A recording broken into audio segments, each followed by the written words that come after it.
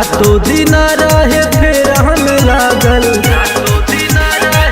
राजा सुना पीछे भइल बात कहिए से पागल, रातों दिन रहे फिर हम लागल। माने न बतिया आई के रतिया खोले ला दरवाजा, छोड़ी के बाहर जनी जा राजा मार लागी देवरवा माजा।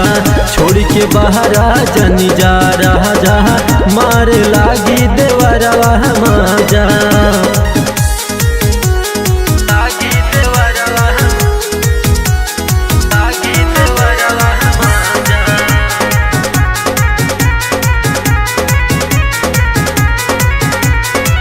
काहेला की हक बा पूरा देवर के हो भाभी के, कितनो रोकी हाथ लगावे तबो हमारा नाभी के।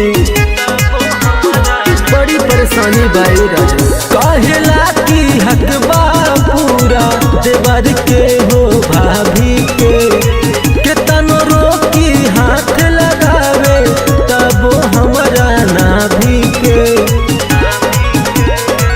करेला बल जोरी हमसे देला बहुते साजा, छोड़ के बाहर जनी जा राजा मारे लागी देवरवा माजा।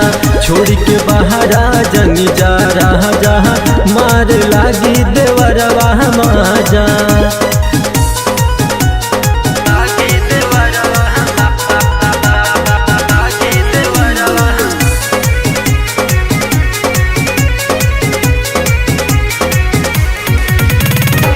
दुर्गालाल दीवाना अंकित कुछ समझ ना आवता, हमर कौनो मनवा नइखे उहे हाथ जटावता।